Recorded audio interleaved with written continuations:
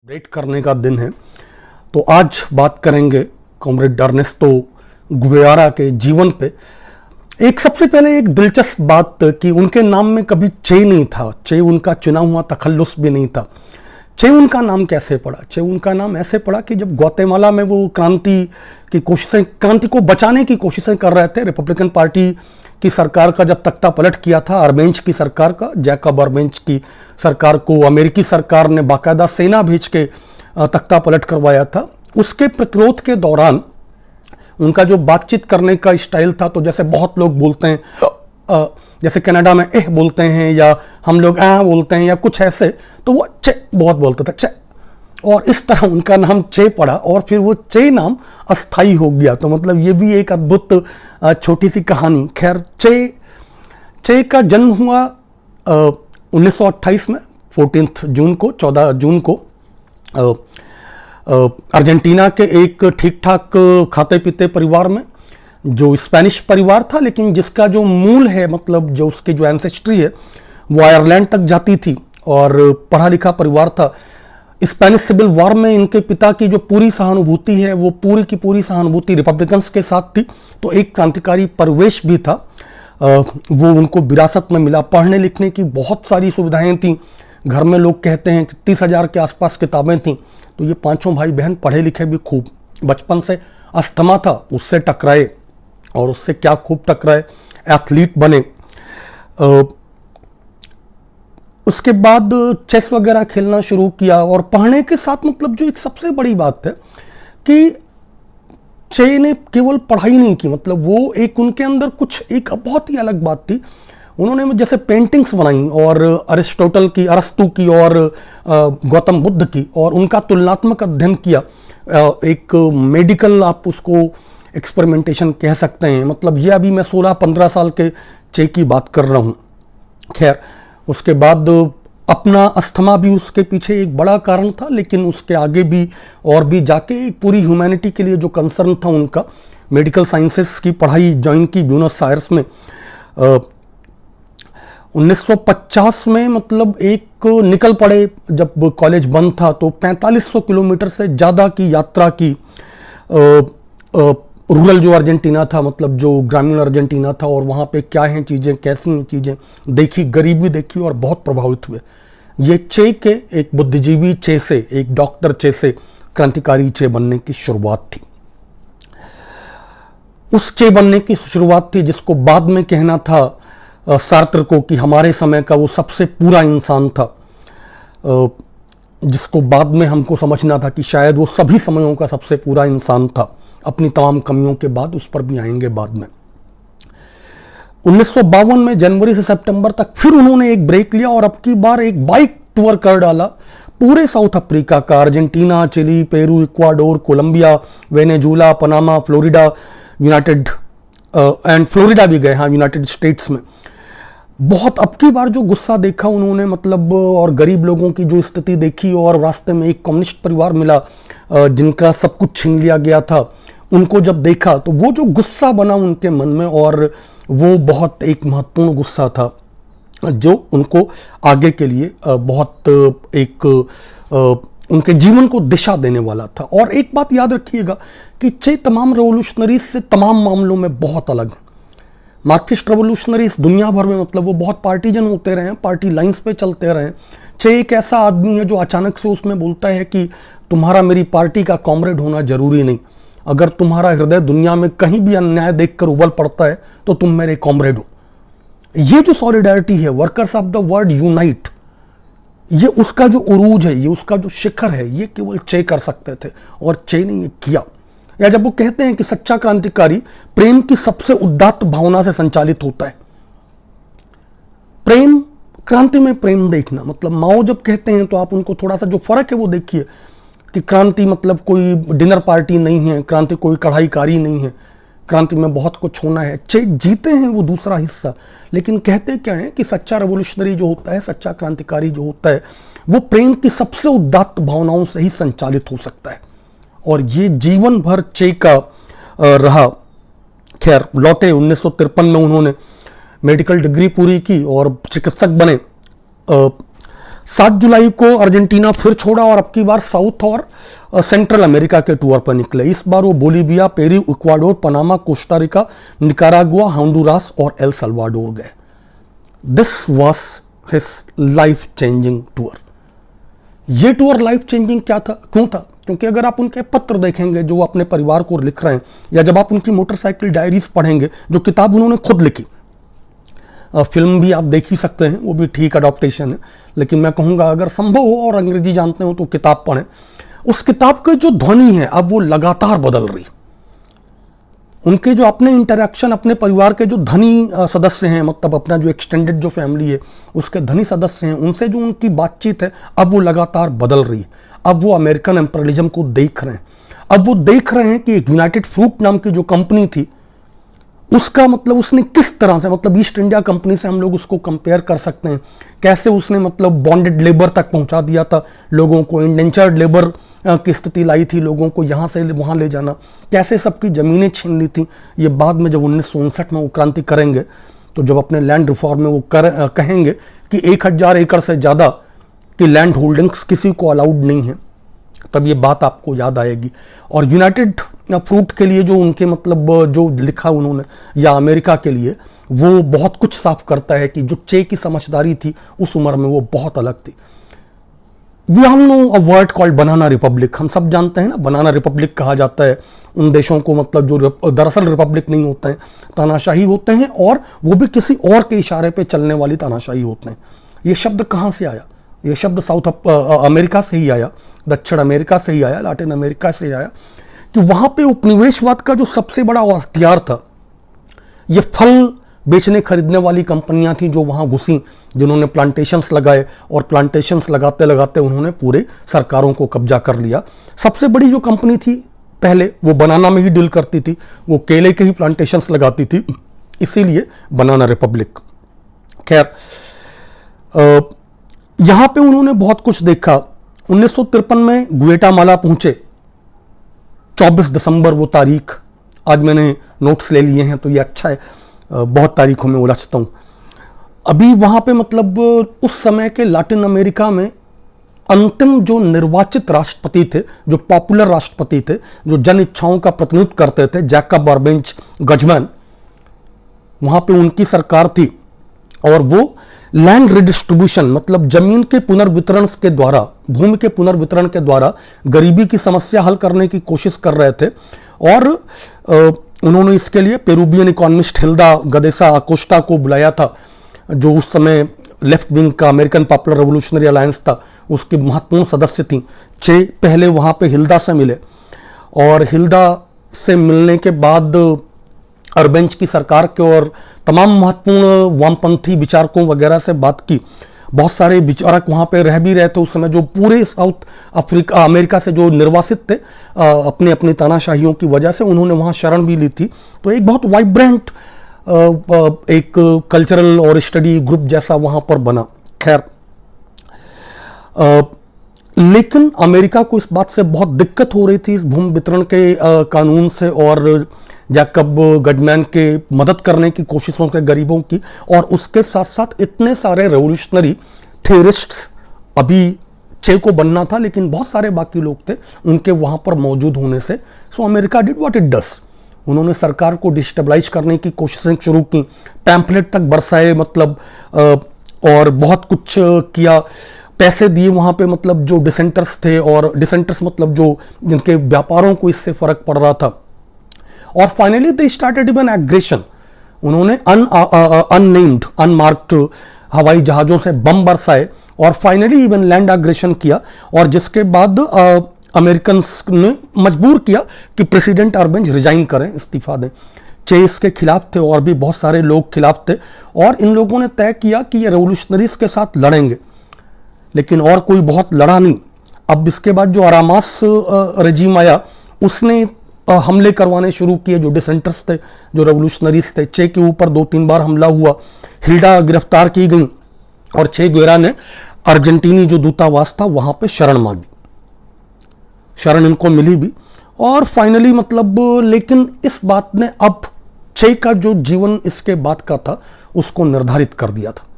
चे को किस दिशा में जाना था, अब इसमें कोई शक नहीं बचा था। अमेरिकन इंपीरियलिज्म, अमेरिकी साम्राज्यवाद के खिलाफ उनकी जो नफरत थी पहले से थी, अब उसको हमेशा के लिए स्थापित हो जाना चाहिए था। पर इन सबसे ज्यादा बड़ी बात, बहुत बड़ी बात, अब चे को पूंजीवाद के खिलाफ ही हमेशा के लिए तैयार हो जाना था। उनको पूंजीवाद में किसी वेलफेयरिज्म की, किसी लोक कल्याण की संभावना है, उसका खत्म हो जाना था, उस संभावना का ही खत्म हो जाना था। खैर 1954 में उनको नो हार्म पास मिला, वादा मिला, एक डिप्लोमेटिक राजनयिक सुरक्षा कवच मिला कि आप छोड़ सकते हैं, आपको कोई हानि नहीं पहुंचानी जाएगी, और वो ग्वाटेमाला से मैक्सिको चले गए।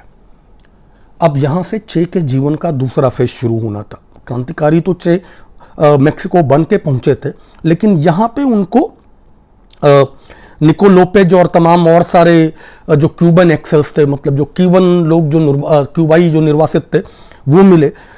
निको लोपेज ने उनको राउल और फिदेल कास्त्रो से मिलाया, और अब अचानक से चे गुवेरा को फिदेल कास्त्रो और क्यूबन आंदोलन का आजीवन हिस्सा बन जाना था। 1955 में हिल्दा से उन्होंने शादी की, 56 में बेटी हुई। खैर, चे ने जो मिलिट्री ट्रेनिंग एक्सरसाइज थी 26 जुलाई मूवमेंट की, 26 जुलाई आंदोलन की, उसकी तैयारियों में भी हिस्सा लिया और हमला किया। मैक्सिको से एक ग्रैंडमा नाम की बोट गई, बहुत छोटी सी बोट थी, उसमें केवल 82 लोग थे जिन्होंने बतिस्तास की फोर्सेस पे हमला किया। उस बोट पे देयर वर 82 पीपल, और उन 82 में एक चे गुवेरा भी थे। इसमें से 82 में से अगर मुझे ठीक ठीक याद है तो केवल 32 जिंदा लौटे थे, बाकी लोग उस हमले में मारे गए थे। बतिस्तास ने ज़्यादातर को तो मतलब वो उतरते ही मारे गए, बहुत लड़ाई ठीक से उनको समय नहीं मिला, उतने हथियार और संसाधन भी नहीं थे। बाकी जो भी पकड़े गए उनको बहुत बेरहमी से मारा और इन लोगों को लौटना पड़ा। कास्त्रो भी, दोनों कास्त्रो भाई भी बचे, फिदेल भी, चे भी बचे, और ये लोग भागे नहीं, ये लोग लौटे नहीं। चे के जीवन की आपको ये बात फिर बार बार दिखती रहेगी कि चे कभी भागे नहीं। बोलीविया हो, कांगो हो, मतलब वो केवल एक जगह कांगो है जहां से उनको छोड़ने पर मजबूर किया गया, पर भागे तो खैर वो वहां से भी नहीं। तो और अब ये लोग हिल्स में घुसे और वहां पे इन लोगों ने बहुत सारा एक सपोर्ट बेस बनाया।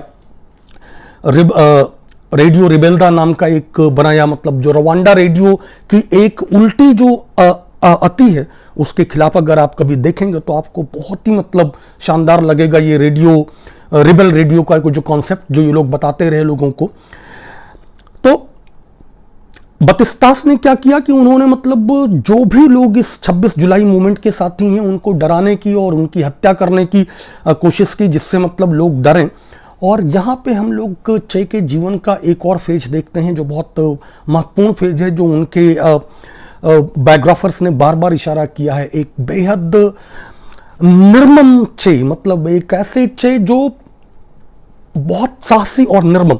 आई नो इट, मतलब मैंने कहा ना कि जब सार्त्र ने कहा सबसे पूरे आदमी, तो उन्होंने ये नहीं कहा कि पूरे आदमी, सबसे पूरे आदमी जितना पॉसिबल है हो पाना। तो जब मैं निर्मम कह रहा हूं तो ये कोई ऑफ हैंड नहीं है, ये कोई चूक नहीं है। साहस का मतलब, दरअसल दुस्साहस कहिए, चे का जो अस्तर था वो ये था कि मतलब लोग याद करते हैं कि एक उनका जब गुरिल्ला साथी लड़ते हुए मतलब उसको गोली लगी और चे की गन्स जाम हो गई थी, और उसके बावजूद वो दौड़े और बतिस्ता के गार्ड्स की हिम्मत नहीं हुई इस आदमी को दौड़ता देखते हुए, मतलब उनके मुंह खुले रह गए और इन्होंने अपने साथी को वो हाथ में उठा के वो दूसरी तरफ कूदे उसको बचाने के लिए। तो एक तरफ साथियों के लिए अस्तर ये, दूसरी तरफ जो डेजर्टर्स थे, अगर कोई छोड़ के भाग रहा है या पार्टी के अंदर जो मुखबिर हो गया डर के, घबरा के, लालच के, किसी भी वजह से, उनके साथ बेहद निर्ममता। उनके तमाम बायोग्राफर्स एक घटना की याद करते हैं कि एक जो इन्फॉर्मर था जिसकी वजह से बहुत सारे साथी मारे भी गए थे और भी मारे जा सकते थे, जब उसके बारे में ये लोग सोच रहे थे कि क्या किया जाए और अभी बातचीत चल रही थी, तब तक उसी इन्फॉर्मर ने, उसी मुखबिर हो गए पुराने दोस्त ने कहा कि मतलब मेरी यातना को बढ़ाओ मत, मुझे मार दो, मुझे जल्दी मार दो। चे उठे और उन्होंने उसकी एक ईयरलोब पे मतलब गन रख के मार दी और बाकायदा उसको नोट किया। मैं डॉक्टर नहीं हूं तो ये बात हमेशा भूल जाता हूं, लेकिन मुझे ये बात सिहराती है कि and means I took the temporal something as the gun point and this point as the exit point and so on and so on. ये उसके बाद मतलब जितना डिटैचमेंट से उन्होंने लिखा कि वो मतलब किसी को सजा देने की बात नहीं कर रहे हैं, वो एकदम डिटैच्ड. तो उनके बायोग्राफर्स ने लिखा कि मतलब this act so violent in nature basically proves how detached he was with the violence. कि हिंसा की ये घटना ये भी साफ करती है कि वो हिंसा से कितना अलग थे, वही हिंसा के बीच में होते हुए भी. आपको ये बात समझने में थोड़ी शायद दिक्कत हो, लेकिन कभी और इस पे बात करेंगे. और भी जब फ्रेंच फैना के हवाले से, साश्योर के हवाले से, अमिल्कार काब्राल के हवाले से, तब ये बात करेंगे कि हिंसा के बीच में होना और इस तरह से डिटैच्ड होना क्या होता है. खैर 1958 लेट समर तक मतलब इन लोगों ने काफ़ी सारी ज़मीनें कब्जा कर ली और लास मर्सिडीज पे मतलब जो 10 दिन से ज़्यादा लंबी लड़ाई हुई और क्यूबन सेना को जो वहाँ से पीछे हटना पड़ा, क्योंकि क्यूबन सेना जो थी वो मतलब एक तानाशाह की सेना है. उसके पास एक तो लड़ने के लिए मोराल ही कितना है, दूसरे ये पहाड़ों में लड़ाई है जिनको गुरिल्ले जो थे वो अपने एकदम मतलब घर की तरह जानते थे कहाँ से निकलना है, कहाँ से जाना है. आप ये देखें कि चंबल तक को कंट्रोल करने में कितने साल लग गए भारतीय सेना को, क्योंकि बीहड़ वैसे ही इलाके हैं.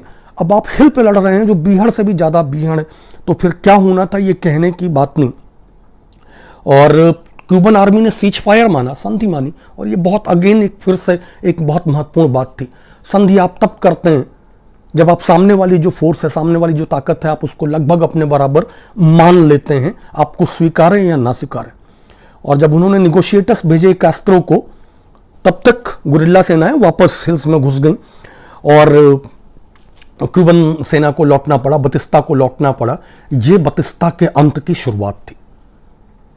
ये चे, कास्ट्रो और क्यूबन क्रांति, क्यूबन नए इतिहास की शुरुआत थी और ये बतिस्ता के अंत की शुरुआत थी. इसी बीच मतलब गुएरा क्या कर रहे थे, चे जो पूरा सप्लाईज का जो नेटवर्क है और मेडिकल फैसिलिटीज है, ये चे देख रहे थे. और साथ ही जो अशिक्षित लोग थे हिल्स में, जो गरीब साथी थे और बाकी भी लोग, वो उनको पढ़ा भी रहे थे, उनको बेसिक चीजें भी बता रहे थे. 1958 लेट दिसंबर में चे गुएरा ने लास विलास प्रोविंस को लगभग जीत लिया था और यह बहुत महत्वपूर्ण प्रोविंस था. दरअसल फिदेल ने इनको एक काम भी दिया था कि लास विलास को 2 हिस्से में बांट देना है. कि मतलब इसको आपको अपनी गुरिल्ला टैक्टिक्स से ऐसे करना है कि बतिस्तास की जो फोर्सेस हैं वो एक से दूसरे हिस्से में मूव ना कर पाए. और ये तो छोड़िए ही, चे ने इसके आगे बहुत आगे बढ़ के पूरा ही लगभग कब्जा कर लिया था. और सांता क्लारा जो लास विलास की जो राजधानी थी उस पर भी हमला कर दिया. और संख्या में 1:10 का रेशियो था. मतलब बतिस्ता की जो सेना थी, अगर उनके पास 100 थे तो इनके पास 10 थे, लेकिन सांता क्लारा को भी कब्जा कर लिया. और ये जो दिन है, ये सबसे जो शानदार दिन है. इसके बाद बतिस्ता जो है, ये सुनने के बाद उसको समझ में आ गया कि अब नहीं कुछ कर पाएंगे और वो भाग गया डोमिनिकन रिपब्लिक. 1 जनवरी चे, उनके बॉडीगार्ड पैम्बो और बाकी साथी हवाना में घुसे. 8 जनवरी फिदेल आए, एक अद्भुत स्वागत. 1959 में जनवरी टू जून मतलब तक फिर से चे को वही काम मिला जिसके लिए वो जाने गए थे, कि जितने भी सेना में बतिस्तावादी थे, जो बतिस्ता समर्थक थे, उनको पर्च करना, पुलिस से उनको निकालना. और चे ने फिर से ये काम बेहद निर्ममता लेकिन बेहद डिटैचमेंट से निभाया. पूरी दुनिया में निंदा भी हुई इन ट्रायल्स की, लेकिन उसके बारे में मतलब आप चे को खुद ही पढ़िएगा. 1959 में क्यूबन सरकार ने बाकायदा नोट जारी करके चे को सिटीजन बाय बर्थ डिक्लेयर किया. यह ऐसा बड़ा सम्मान है मतलब जिसको हासिल करना मुझे लगता है बहुत बार कि कैसे मतलब कोई इस हद तक पहुंच सकता है. खैर, इसके बाद चे को इंडस्ट्रीज मिनिस्टर बनाया गया, साथ ही नेशनल बैंक का प्रेसिडेंट बनाया गया और उन्होंने बहुत सारे उसमें काम किए, जिसमें लैंड रिफॉर्म सबसे बड़ा था कि उन्होंने कहा कि इंडिविजुअल लैंड होल्डिंग्स 1000 एकड़ से ज़्यादा नहीं हो सकती हैं, और इसके अगर ऊपर कोई है तो ये लैंड छीन ली जाएगी और लोगों को बांट दी जाएगी। इसके साथ ही उन्होंने एक दूसरा निर्णय लिया, और जो क्यूबा के अब तक मजबूत बने रहने में, ताकतवर बने रहने में बहुत बड़ी भूमिका निभाता है, वो ये है कि उन्होंने कहा कि फॉरेनर्स को क्यूबा में प्लांटेशंस लगाने की अनुमति नहीं। 1959 में कैस्ट्रो ने चे को बहुत सारी ट्रेड डील्स निगोशिएट करने के लिए भेजा। चे का बहुत विश्वास था, मतलब, और क्यूबन्स तो खैर उन पे करते ही थे। कास्त्रो का जो अद्भुत विश्वास था वो Morocco, Sudan, Egypt, Syria, Pakistan, Bharat, Sri Lanka, Burma, Thailand, Indonesia, Japan, Hong Kong, Singapore, Yugoslavia और ग्रीस गए। इसके बाद कुछ बदमाशियां लोग करते हैं कि मतलब लोग ये कहते हैं कि चे को कास्ट्रो ने इसलिए भेजा था कि अपनी स्थिति को कंसोलिडेट कर सकें, लेकिन इसके पीछे कोई सच नहीं है। मतलब इसके बाद आप जो जिम्मेदारियां दी फिदेल ने चे को, अगर आप वो देखेंगे तो आपको वो समझ में आएगा। खैर, तो ये जो लैंड रिफॉर्म था उससे जो पुराने लैंडलॉर्ड्स थे उनको तो दिक्कत होनी ही थी, वो रिजेंटमेंट थोड़ा था भी। चे ने इस बीच अपनी किताबें भी लिखी, बहुत सारे कुछ चे की हत्या करने की भी कोशिश की गई। 1960 आते आते America full fledged anti Cuba कर चुका था। उसने जो क्यूबा की सबसे बड़ी कैश क्रॉप थी शुगर केन और उससे बनी हुई चीनी, उसको इंपोर्ट करने से मना कर दिया, बहुत घटा दिया। एक और नेशनल बैंक के प्रेसिडेंट के बतौर चे ने मतलब अपनी जो डिस्डेन दिखाया मनी के लिए, वो भी एक बहुत महत्वपूर्ण है। मतलब आप जानते हैं कि जो भी नेशनल बैंक का प्रेसिडेंट होता है जनरली, या मतलब रिजर्व बैंक का गवर्नर जैसे अपने यहाँ, नोट वो साइन करता है, और उन नोट्स के सिग्नेचर पे मतलब ये सैक्रेड जैसी बात है कि आप पूरा नाम साइन करेंगे। और अरस्तो गुवेरा जिनका नाम था, गुवेवारा भी बहुत लोग कहते हैं, उन्होंने नोट पे साइन किया चे, जो दरअसल उनका नाम भी नहीं था, जो उनका तखल्लुस भी नहीं था, जो धैर्य बस ऐसे ही पड़ गया था। तो ये भी एक बहुत मजेदार मतलब मुझे बात रखती है। खैर, 1961 आते आते चे ने लैंड रिफॉर्म्स के साथ साथ एजुकेशनल रिफॉर्म्स भी शुरू किए, जिसका बहुत महत्वपूर्ण हम देखते हैं परिणाम। आज एनएचएस भी मतलब क्यूबन डॉक्टरों को बुलाने पर मजबूर है। क्यूबा की लिटरेसी रेट्स हैं जो वो एकदम शूट किया उन्होंने, काफी तेजी से ऊपर गए। इसके बाद बे ऑफ पिक्स एक होता है, मतलब 1400 से ज़्यादा क्यूबन जो निर्वासन में रह रहे थे, जो एंटी कम्युनिस्ट थे, जो एंटी फिदेल थे, जो एंटी चे थे, उन लोगों ने मतलब हमला करने की कोशिश की, जिसको बे ऑफ पिक्स कहते हैं, और उनको बाकायदा यूएस ने ट्रेन किया था, फ्लोरिडा में छिपे ही हुए थे वो, और आए। लेकिन चे की जो ट्रेनिंग थी, और इस बात को सीआईए भी मानता है कि चे ने जिस तरह से मिलिट्री ट्रेनिंग दी थी अपने फाइटर्स को कि उनको मतलब तुरंत हराया, और almost all of them were slaughtered. इसके बाद मिसाइल क्राइसिस हुई और बहुत कुछ हुआ, आपको जानते हैं। सोवियत यूनियन से दोस्ती की, और उन्होंने कहा कि मतलब क्यूबन सॉइल पे अपने बैलिस्टिक मिसाइल आप लगा दें, और ख्रुश्चेव तब राष्ट्रपति थे, उन्होंने माना भी। और जब एक अमेरिकी प्लेन ने देखा तो उसके बाद बहुत नेवल ब्लॉकेट किया। नेवल ब्लॉकेट के बाद मतलब the world has come closest to a nuclear war only then. खैर, 63 में चे को एक और बेटी होती है। फिर 63 में ही अर्जेंटीना में एक रेवोल्यूशनरी ग्रुप भेजते हैं, जो लोग मतलब वहां पे गवर्नमेंट को गिराने की कोशिश कर रहे थे। 1964 पूरा का पूरा फिर से चे घूमते रहे, खासतौर पे अफ्रो एशिया, और उन्होंने काफ़ी मतलब कोशिश की कि मतलब दुनिया भर को ये सिखाएं सोशलिज्म और आर्म्ड रेवोल्यूशन। 1964 में उनका एक सबसे जो मशहूर भाषण है यूनाइटेड नेशंस में, वहाँ पर एक बहुत इम्पैशंट 1 घंटे की भाषण क्यूबा के प्रतिनिधि के बतौर, कभी आप सुनिए। और इस भाषण के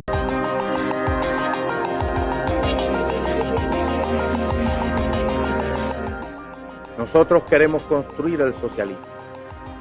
Nos hemos declarado partidarios de los que luchan por la paz. Nos hemos declarado dentro del grupo de países no alineados, a pesar de ser marxistas-leninistas, porque los no alineados como nosotros luchan contra el imperialismo. Queremos paz.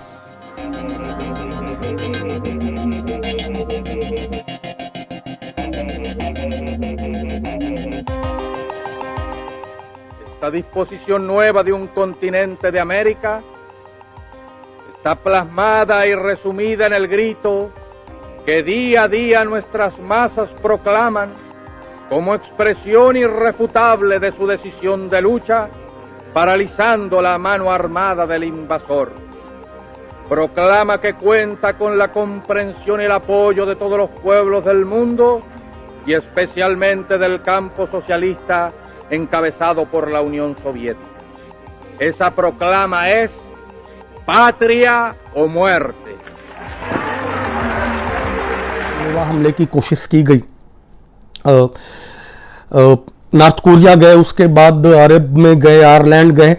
Ireland में उनका बड़ा प्यारा किस्सा है कि जब वहाँ के मंत्री ने पूछा कि आपके तो आपका परिवार तो आयरिश मूल का है, तो बोले कि मैंने पहले सोचा कि बताऊं, फिर मुझे लगा कि ज़्यादा ढूंढे तो कहीं ये पता चल जाए कि भेड़ चुराते थे या घोड़े लूटते थे, तो मैंने मतलब ज़्यादा बात नहीं की। बहुत ह्यूमरस पत्र है उनका अपने पिता को। चे की जो सबसे बड़ी बात प्रभावित करती है ये ह्यूमर, मतलब ये हमेशा एक जो संभावना है। 1965 में लौटे और सरकार को कहा, फिदेल को कहा कि अब उनके जाने का वक्त आ गया है। उनका जो विश्वास है, उनका जो सपना है पूरी दुनिया में क्रांति का है। उसके बाद चे बहुत दिन तक परदेश से गायब रहे, पता नहीं चला कहाँ हैं। दरअसल पता था, मतलब अमेरिका को पता था कि वो कांगो में क्रांति की कोशिश कर रहे हैं, बट बहुत सारे कारणों से हो नहीं पाया। अमेरिका उनके सारे मैसेजेज इंटरसेप्ट कर रहा था। कांगो से वहाँ पे तंजानिया होते हुए, दार एस सलाम होते हुए मतलब निकले, क्यूबन एम्बेसी में शरण ली। 1966 में फिर मतलब यूरोप और तमाम जगह होते हुए वो क्यूबा लौटे, कास्त्रो से मिले, बेटे और बच्चों से मिले, और वहाँ से फिर वो साउथ अमेरिका चले गए, अर्जेंटीना, उरुग्वे, पराग्वे, ब्राज़ील और फाइनली बोलीविया, जहाँ उन्होंने एक और क्रांति की कोशिश की। ये आखिरी कोशिश थी। मार्च महीने में 1967 में उन्होंने बहुत सफल हमले किए और तमाम सफल हमले किए बोलीविया के तानाशाह की सेना पे। लेकिन 67 आते आते चूँकि CIA ने पूरी ताकत झोंक दी थी और रोड्रिक्स नाम का एक अपना CIA एजेंट भी भेज दिया था जो बोलीवियन आर्मी को असिस्ट कर रहा था, और उनके 3-4 बटालियंस ने घेर लिया। ये आखिरी बार जब किसी ने देखा था चे को, तो ये वो वक्त था उनके बॉडीगार्ड और 26 जुलाई मूवमेंट में ही जब पहली बार ग्रैंडमा से हमला किया था उन्होंने, उनके तब के साथी पैम्बो का मैं असली नाम हमेशा भूल जाता हूँ, पैम्बो ही उनको कहा जाता है, जो आजीवन बॉडीगार्ड रहे, जो बोलीविया में भी उनके साथ गए, उनको और बाकी साथियों को लौटने के लिए बोल चुके थे। 8 अक्टूबर को घिरे, पकड़े गए। CIA जानती थी कि मतलब उनको जिंदा पकड़ना ज़्यादा बेहतर है मार देने से, तो उनको जिंदा ही रखा। फिर बोलीवियन तानाशाह ने लेकिन मतलब उनको अगले दिन एग्जीक्यूट करने को कहा। और ये जो एक होती है, एक जो ताकत होती है कि जब उनको लेके गई बोलीवियन आर्मी और उन्होंने बताया कि तुमको मार देने की बात सोच रहे हैं, आर यू अफ्रेड और you thinking about your immortality, तुम डरे हुए हो या अपनी अनश्वरता के बारे में सोच रहे हो? चे का जवाब था, मैं क्रांति की अनश्वरता के बारे में सोच रहा हूं। जब बंदूक निकाली तो चे दहाड़े, शूट कवर्ड, गोली मारो कायर, तुम केवल एक इंसान को मार सकते हो, you can only kill a man. चे सही साबित हुए अपनी बात में। एक इंसान भी दरअसल नहीं मरा। चे अब जीते हैं, मतलब दुनिया भर में बेहतर दुनिया के सपने देखने वाले आंखों में जीते हैं। मतलब अब तो चे आपको बार्स में मिल जाएंगे, पब्स में मिल जाएंगे, गुरिल्ला पहाड़ियों पर मिल जाएंगे, केरल की किसी पिछड़ी किसी पिछली गली के मतलब भूले बिसरे गांव में मतलब मिल जाएंगे। चे आपको अब वहां मिलते हैं जहां कभी इन लोगों ने सोचा नहीं होगा। तो इसी 92वीं जन्मदिन पर, 92वीं बरसी पर चे को क्रांतिकारी सलाम। वीडियो देखें, बाकी उनके ऊपर बात करूंगा, उनकी जो फिलॉसफी है, पॉलिटिकल फिलॉसफी, उस पर लंबी बात करूंगा, उनका न्यू मैन का सपना क्या था। पर आज के लिए बस उनकी स्मृतियां, उन्हें लाल सलाम।